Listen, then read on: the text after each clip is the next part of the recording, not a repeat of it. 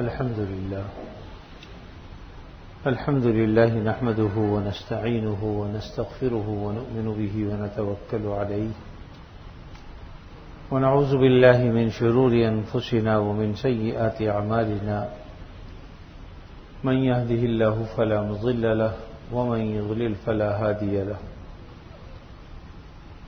وأشهد أن لا إله إلا الله وحده لا شريك له وأشهد أن سيدنا وسندنا ونبينا ومولانا محمدا عبده ورسوله صلى الله تعالى عليه وعلى آله وأصحابه وبارك وسلم تسليما كثيرا.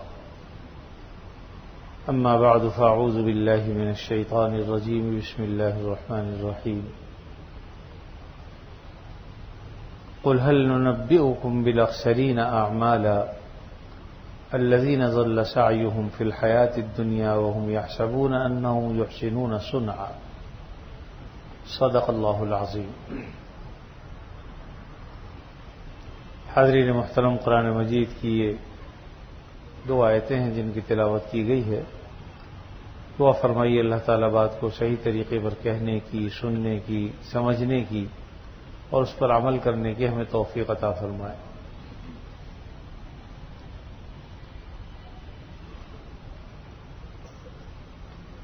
جس طرح ظاہری اعمال ہوتے ہیں اسی طریقے سے باطنی اعمال بھی ہوتے ہیں. ظاہری اعمال مثلا نماز ہے، روزہ ہے، زکوٰۃ ہے، حج ہے، یہ ظاہری اعمال کہتے ہیں. اور باطنی اعمال میں اللہ کی رضا پر راضی رہنا ہے، رضا بالقضا جس کو کہتے ہیں. اور اسی طریقے سے حسد، کبر، بغض سے اپنے آپ کو بچانا، یہ باطنی اعمال ہیں. دونوں میں ضروری ہے کہ آدمی صدق اور اخلاص اختیار کرے. بظاہر دونوں کے دونوں لفظ جو ہے وہ قریب المعنی ہیں، لیکن تھوڑا سا فرق ہے.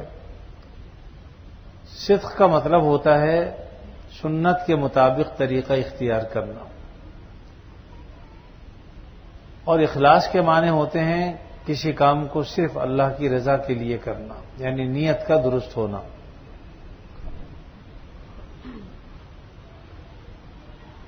اللہ رب العزت نے قرآن مجید میں جو میں نے آیت تلاوت کی اس میں فرمایا کہ کیا ہم تمہیں بتائیں، هل ننبئکم بالاخسرین اعمالا، کہ اعمال کے اعتبار سے خسارے میں کون لوگ ہیں.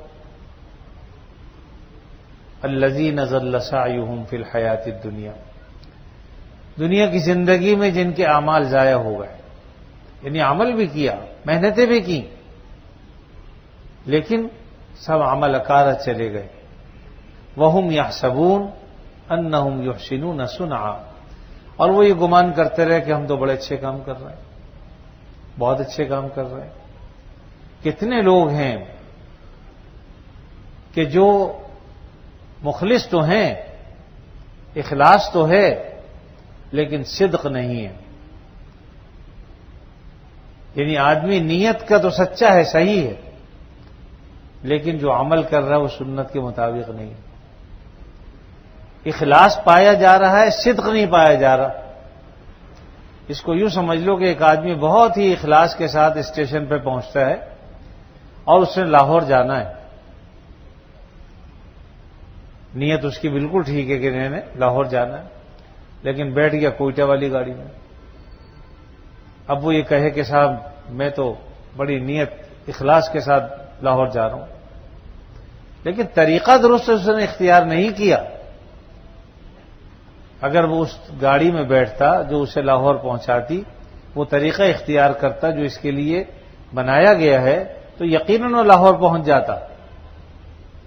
ایک آدمی کام تو کر رہا ہے لیکن مدینے اس کی گاڑی نہیں پہنچتی، اس کی گاڑی ترکستان چلی جاتی ہے، کیونکہ نبی کا طریقہ اختیار نہیں کر رہا، چاہے جتنے بھی اخلاص کے ساتھ کوئی کام کر رہا ہو. تو بہت سے لوگ ہیں، مسلمانوں میں بھی ہیں، کافروں میں بھی ہیں.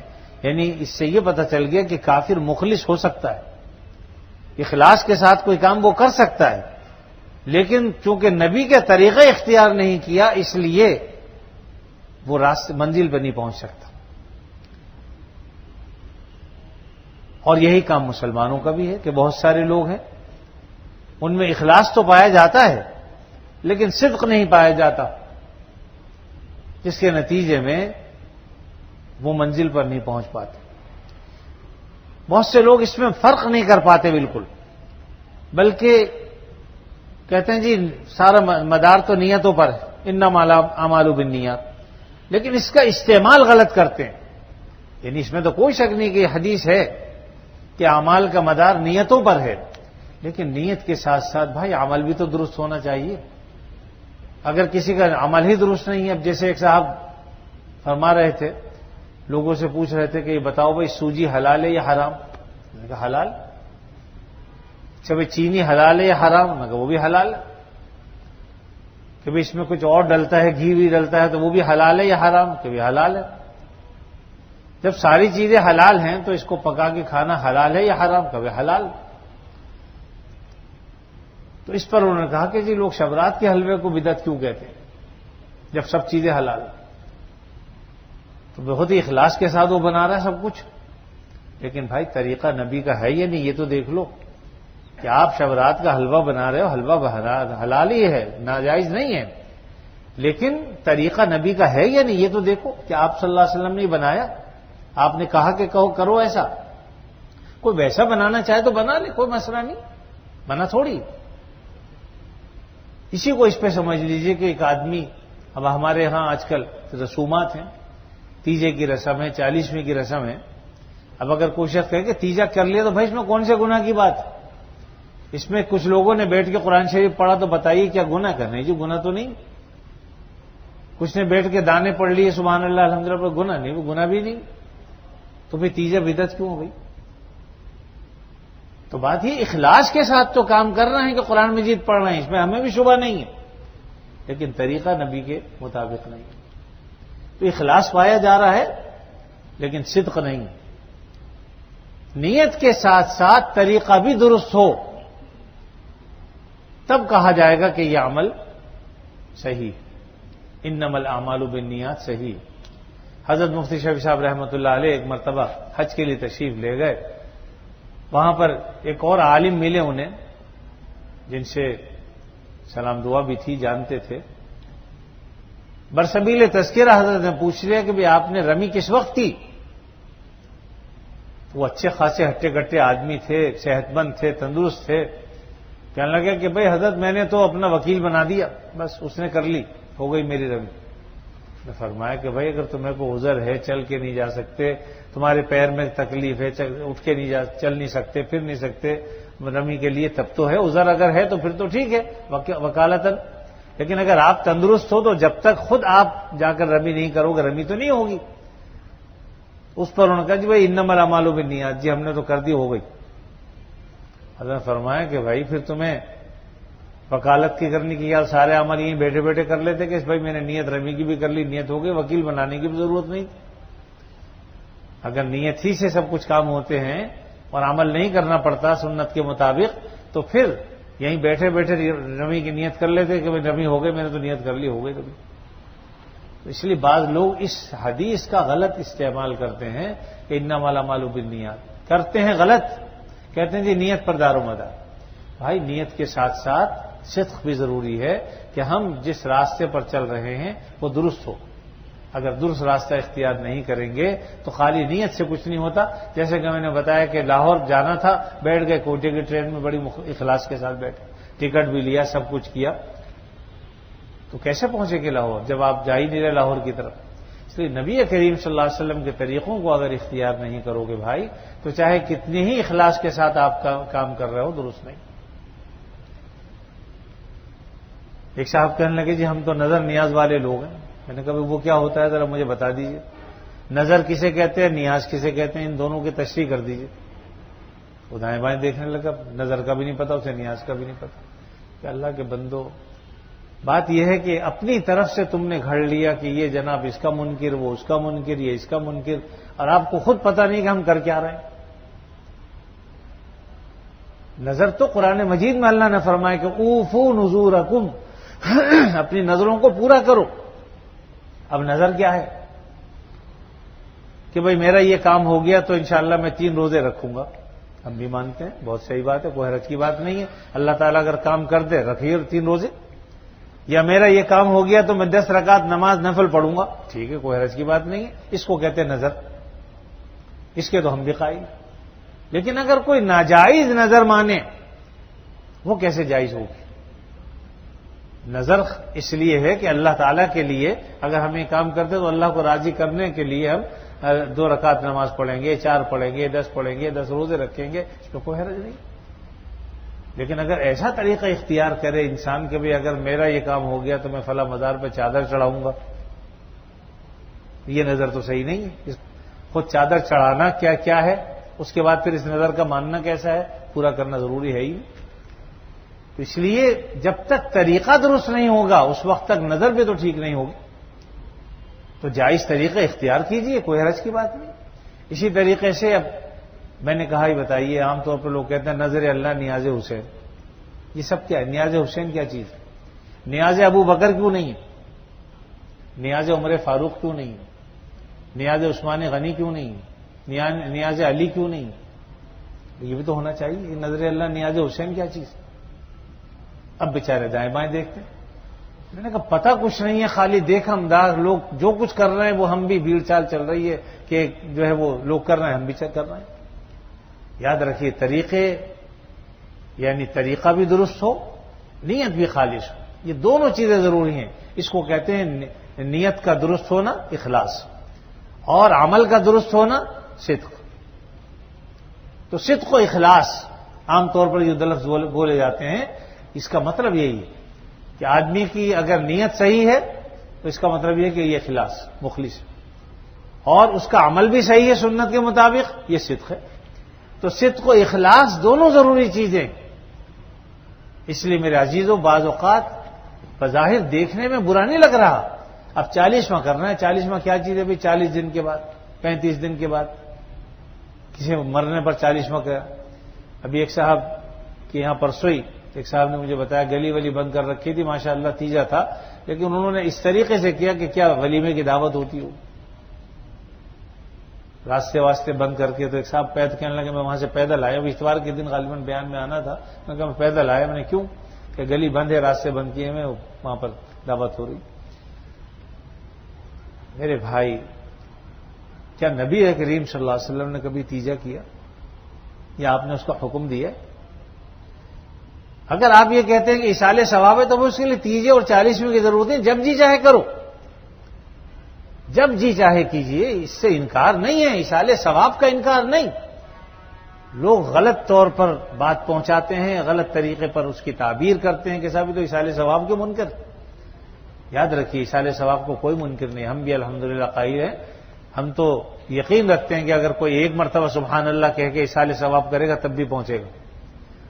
الحمدللہ کہہ دے، اللہ اکبر کہہ دے، لا الہ الا اللہ محمد رسول اللہ پڑھ لے، سورہ یاسین کی تلاوت کر لے، سورہ اخلاص 3 دفعہ پڑھ لے اور اس کا اصالِ ثواب کرے، جائز ہے۔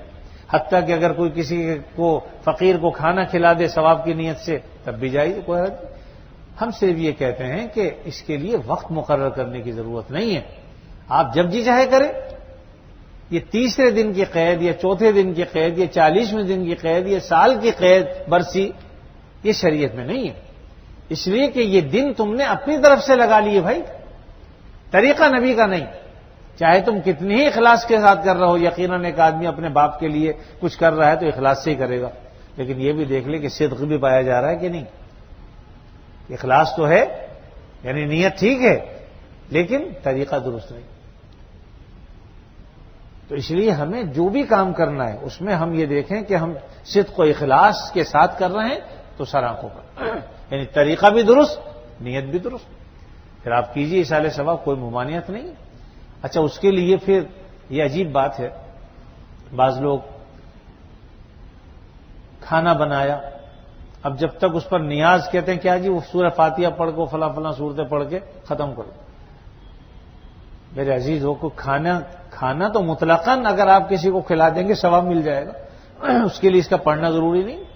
جس طرح صرف قرآن مجید کی تلاوت کر کے سبحان اللہ پڑھ کے الحمدللہ کہہ کے کوئی ثواب کرنا چاہے پہنچانا چاہے پہنچ جائے گا، اسی طریقے سے کوئی صرف کھانا پکا کے اس کو غربا میں تقسیم کر دے ثواب کی نیت سے تو بھی پہنچ جائے گا انشاءاللہ۔ نیت بس ہونی چاہیے کہ بھئی کہ ہم اللہ کے لیے جو ہے تقسیم کر رہے ہیں لوگوں کو اللہ کی رضا کے لیے، تاکہ اللہ راضی ہو جائے، بھوکوں کو کھانا کھلا رہے ہیں تو بہت خوشی کی بات ہے، اچھی بات، کوئی حرج نہیں۔ لیکن حیرت کی بات ہے کہ بھئی کوئی آدمی اگر اصال ثواب کے لیے کچھ آیتوں کا پڑھنا ضروری ہے تو کہ وہ آدمی کوئی سبیل لگاتا ہے تو سبیل پر بھی بیٹھ کے پہلے کوئی پڑھا جاتا ہے کہ سبیل بنائیے بھائی اس نے، یا کوئی کنواں کھدوایا وہاں بیٹھ کے پہلے ختم پڑھیں اس کے بعد پھر ثواب پہنچے۔ دیکھیے کنواں کھدوا لیا، پانی لوگ پئیں گے، ثواب ملنا شروع ہو جائے گا۔ آپ نے کسی کو کتاب پڑھنے کو دے دی یا اس کو دے دی کہ لو بھائی تم پڑھو عمل کرو، انشاءاللہ پڑھے گا عمل کرے گا ثواب ملنا شروع ہو جائے گا۔ اسی طریقے سے کوئی کھانا بنا کے تقسیم کرتا ہے، بس تقسیم کر دیا ثواب مل گیا۔ باقی ایکسٹرا اگر کوئی قرآن مجید پڑھ کے ثواب بخشتا ہے تو وہ بھی ٹھیک ہے، کوئی حرج کی بات نہیں۔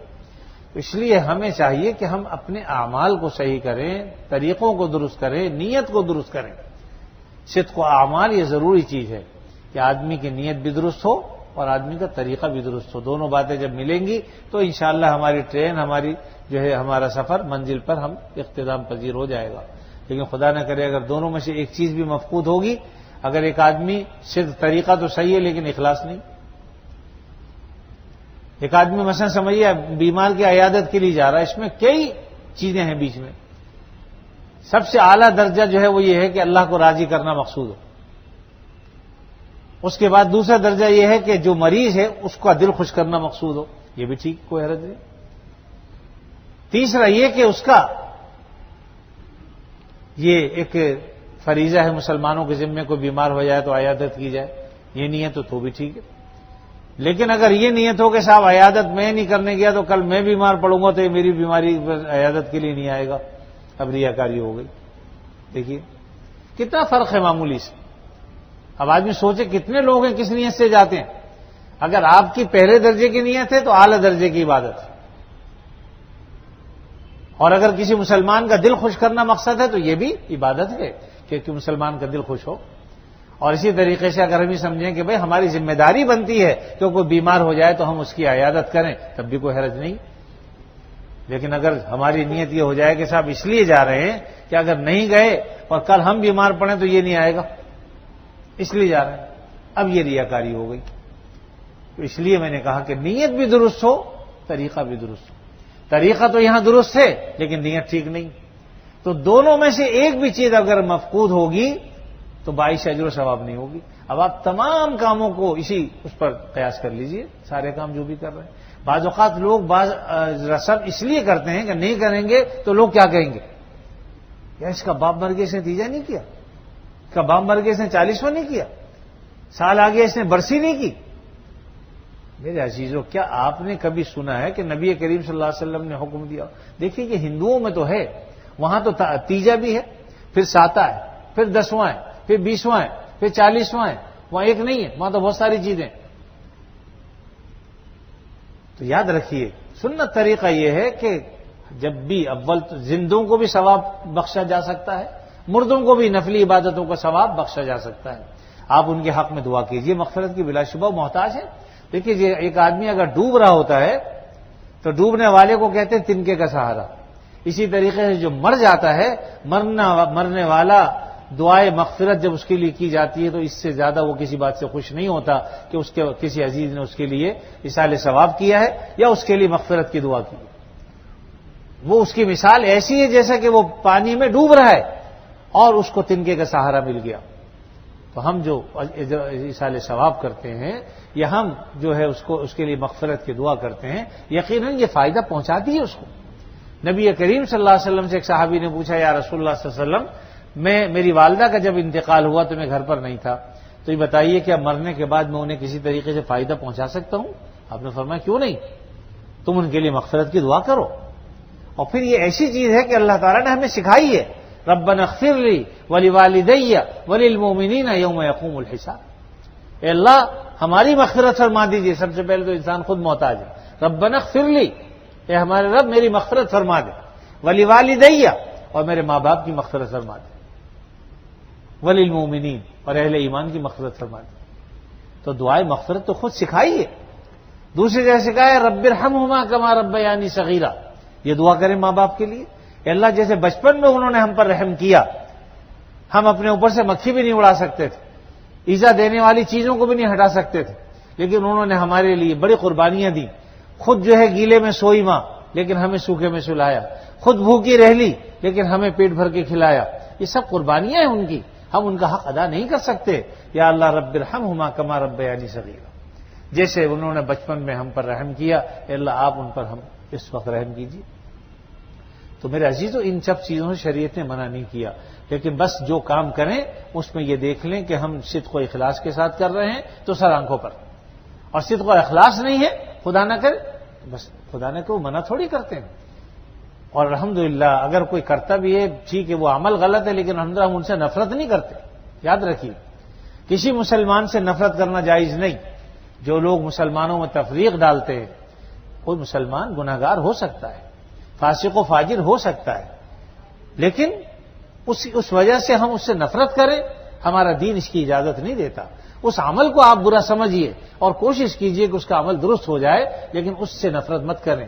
بالکل ایسا ہی ہے جیسے کوئی آدمی بیمار ہو تو بیمار آدمی قابل رحم ہوتا ہے، اسی طریقے سے اگر کوئی آدمی اعمال غلط کر رہا ہے تو وہ بھی قابل رحم ہے، اس کی اصلاح کی کوشش کریں، لیکن اس سے خود نفرت مت کریں، اور کوشش کریں کہ اس کی اصلاح ہو جائے، طریقے سے محبت سے پیار سے اس کو سمجھائیں، سمجھ جائے آپ نے حق ادا کر دیا بس ختم۔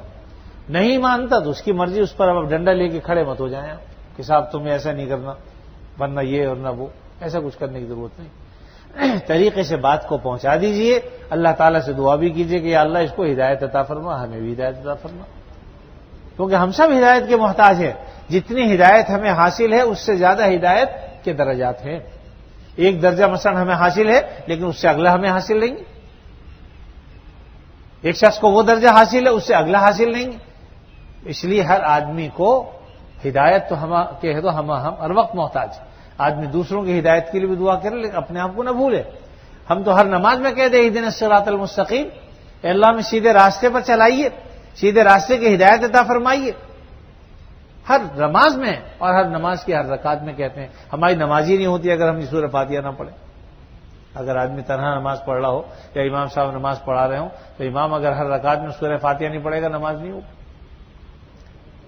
اسی طریقے سے نفلوں میں خاص طور پہ، اور اسی طرح اگر علیحدہ تنہا کوئی آدمی نماز پڑھ رہا ہے، نفلیں پڑھ رہا ہے، سنتیں پڑھ رہا ہے، اس میں بھی ہر رکعت میں سورہ فاتحہ کا پڑھ رہا۔ تو بہرحال بات یہ ہے کہ میرے عزیزو بات کو سمجھ لینا چاہیے۔ بعض اوقات دین کی صحیح طریقے سے بات ہم تک پہنچی بھی نہیں ہوتی، یا دوسرے لوگوں نے غلط فہمیاں پیدا کی بھی ہوتی ہیں۔ اچھا، عام طور پر لوگوں کو دین کی بیچاروں کو شدھ بدھ نہیں۔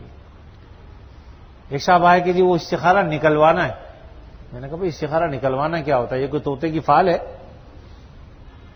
یہ فال تھوڑی ہے جس کو نکلوایا جاتا ہے۔ ایک جیسے جو ہے وہ لفافے بنا کے رکھے ہوئے، اس میں ہر بات کچھ نہ کچھ ایسی لکھی ہوئی ہے کہ جو دوسرے کے دل کو چھو لیتی ہے۔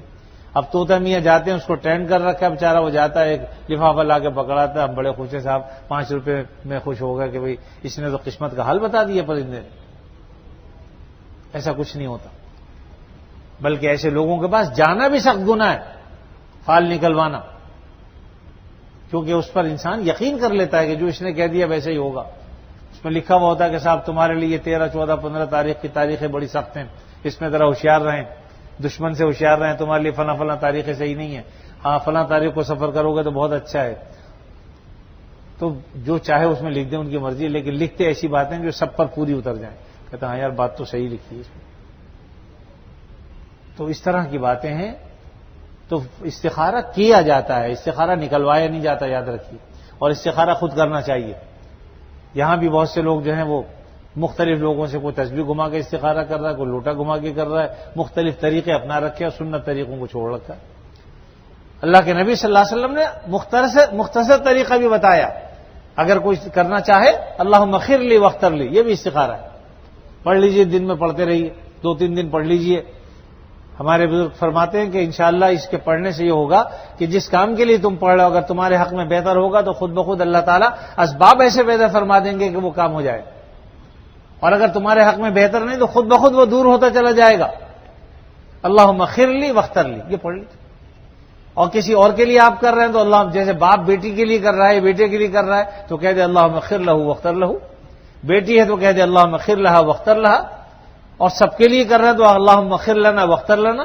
مطلب صیغوں کا فرق کے ساتھ جمع واحد متکلم کے صیغوں کے استعمال سے جو ہے وہ دعا بدل جائے گی. تو آسان طریقوں کو چھوڑ کر ہم الٹے سیدھے طریقوں پہ جاتے ہیں اور پھر اس کی بنیاد پر جو ہے وہ فیصلے کر لیتے ہیں. خود کیوں نہیں کرتے بھائی؟ دین تو ہمارا بہت آسان ہے، ہم نے اس کو مشکل بنا رکھا ہے خامخواہ. اگر کسی کو دعا نہیں آتی تو کوئی بات نہیں. کیا محض کوئی آدمی اس لیے استخارہ نہ کرے کہ اسے دعا نہیں آتی زبانی عربی؟ 2 رکعت صلاۃ الاستخارہ پڑھ لیں، بیٹھ کے اللہ سے اپنی زبان میں کہنا یا اللہ مجھے فلاں فلاں کام ہے، ان دونوں کاموں میں سے میری سمجھ میں نہیں آتا، میرے لیے بہتر کون سا ہے، آپ اپنے فضل و کرم سے میرے دل میں ڈال دیجئے، جو بہتر ہو وہ میں کام کر لوں، جو بہتر نہیں ہو میرے دل سے نکال دیجئے. 3 دن کم سے کم کر لیں، دل میں جو بھی آ جائے اس کے مطابق عمل کر لیجئے. ورنہ 3 دن میں اگر کچھ بھی نہ ہو طبیعت میں 7 دن تک کر لیجئے. اس کے مطابق جو ہے اگر دل میں کوئی بات آ جاتی ہے، اس میں بعض لوگوں نے مختلف باتیں جی خواب دکھ جائے گا، خواب دیکھنا کوئی ضروری نہیں، حتیٰ کہ استخارے کے لیے سونا بھی ضروری نہیں، یاد رکھیے. سوئے گا تو خواب دیکھے گا نا، جاگتے میں تو خواب شیخ چلی کو آتے ہیں، شیخ چلی جاگتے میں خواب دیکھتا ہے، لیکن انسان عام طور پہ سوتے میں خواب دیکھتے ہیں. تو لوگوں نے سمجھ رکھا ہے استخارے کے لیے سونا ضروری ہے، ایسا کچھ نہیں، سونا بھی ضروری نہیں. آپ دن میں 2-3 مرتبہ اللہ سے یہ دعا کر رہے ہیں. ایک دعا لمبی آتی ہے، اللہم انی استخیرک بعلمک واستقدرک بقدرتک واسألک من فضلک العظیم فانک تقدر ولا اقدر وتعلم ولا اعلم. یہ پوری لمبی دعا ہے، اور اس میں اللہم ان کنت تعلم ان ھذا الامر، امر کا لفظ آتا ہے کہ اللہ آپ اس کام کو جانتے ہیں، تو اس پہ اپنے مقصد کا دھیان رکھے بس کہ میں اس مقصد کے لیے کر رہا ہوں استخارہ. اگر آدمی کا دل مطمئن ہو جائے تو اللہ کا نام لے کے کر لیجئے، مطمئن نہیں ہوتا اس کام کو چھوڑ دیجئے.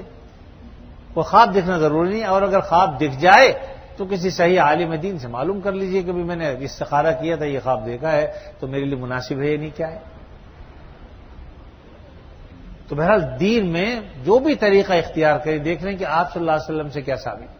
تو صدق و اخلاص یہ 2 چیزیں ہیں، ہمیشہ یاد رکھیے کہ نیت بھی درست ہو اور طریقہ بھی درست ہو. جب یہ دونوں کام صحیح ہو جائیں گے تو انشاءاللہ منزل مقصود پر پہنچنا آسان ہو جائے گا. اور خدا نہ کرے دونوں میں سے ایک بھی اگر مفقود ہوگا، یعنی اگر اخلاص نہیں ہے تو بھی درست نہیں، ریاکاری ہو جائے گی، اور طریقہ درست نہیں ہے تو بدعت ہو جائے گی. اسی کو بدعت کہتے ہیں.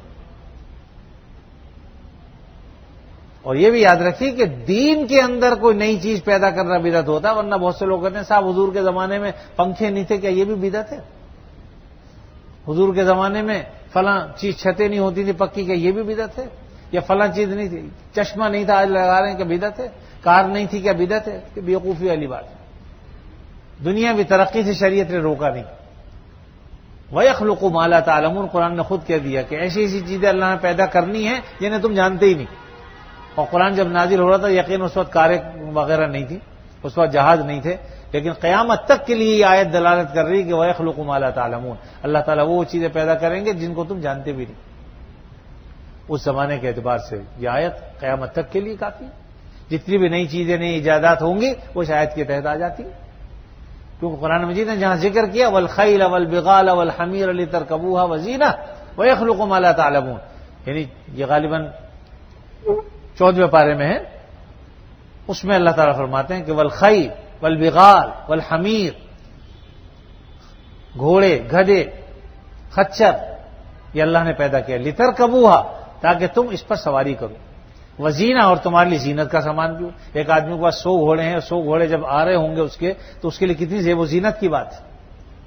یا جانور ہیں، ایک پورا گلہ ہے 100-200 گائے بھینسوں کا، بکریوں کا، تو یقیناً بڑی خوبصورتی اس میں نظر آتی ہے اس کو. اس پہلے زمانے میں یہی مال ہوتا تھا.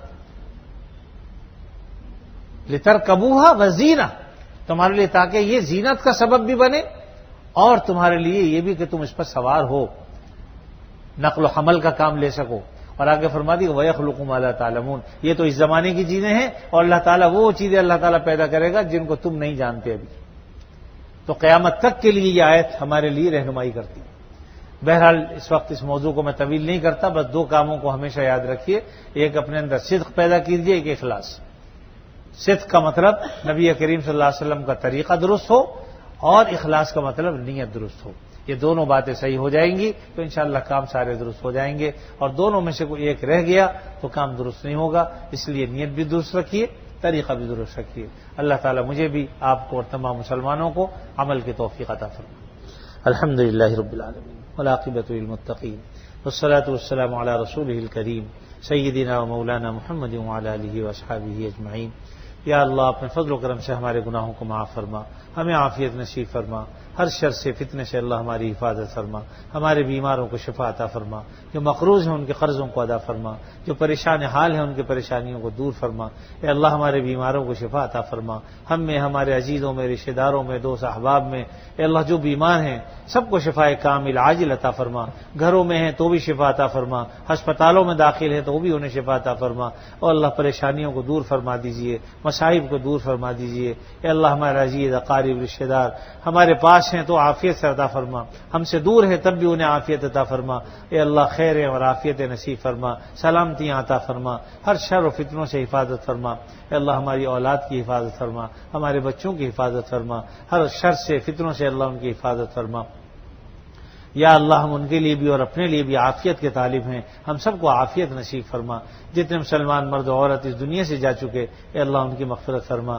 ہمارے بہت سے نمازی یہاں سے رخصت ہو گئے، ان کے لیے دعا فرمائی اللہ تعالیٰ ہم سب کی مغفرت فرمائے. اسی طریقے سے کسی کے عزیز اقارب رشتہ دار ہمارے حکیم فاروق صاحب کی اہلیہ کا بھی حال ہی میں انتقال ہوا، ان کے لیے بھی دعا فرمائی اللہ تعالیٰ مغفرت فرما دیں. اسی طریقے سے ایک دو اور صاحبان ہیں جنہوں نے دعا کے لیے کہا، اس وقت مجھے نام ان کا ذہن میں نہیں ہے، لیکن جو بھی ہیں یا اللہ جتنے جو بھی مسلمان اس دنیا سے چلے گئے ان کے اپنے فضل و کرم سے ان سب کی مغفرت کاملہ فرما، ان کے درجات کو بلند فرما. ہم جب تک زندہ رہیں آپ صلی اللہ علیہ وسلم کی تعلیمات پر عمل کی توفیق عطا فرما. ہمارے بھائی عبدالرؤف صاحب جو ہمارے مسجد کے نمازی، ان کے بھائی کا کل انتقال ہوا، ان کے لیے بھی دعا فرمائی اللہ تعالیٰ مغفرت کاملہ فرما دے. اور ہمارے عزیز اقارب رشتہ دار، دوست احباب، والدین دونوں یا دونوں میں سے کوئی ایک جو بھی دنیا سے چلے گئے اللہ ان کی قبروں کو جنت کے باغوں میں سے ایک باغ بنا دیجیے. جب تک زندہ رہیں آپ صلی اللہ علیہ وسلم کی تعلیمات پر عمل کی توفیق عطا فرما. ہمارے مسجد کے نمازی زعیم آفتاب صاحب جن کا چند دن پہلے انتقال ہوا، ان کے لیے مغفرت کی دعا کیجیے اللہ تعالیٰ ان کی مغفرت فرما دے. ہم جب تک زندہ رہیں آپ صلی اللہ علیہ وسلم کی تعلیمات پر عمل کی توفیق عطا فرما، اور ہم میں سے جس کسی کا جب کبھی وقت آخر آئے خاتمہ ایمان پر فرما. وصلی اللہ تعالی علی خیر خلقہ محمد وعلی آلہ واصحابہ اجمعین. آمین برحمتک یا ارحم الراحمین.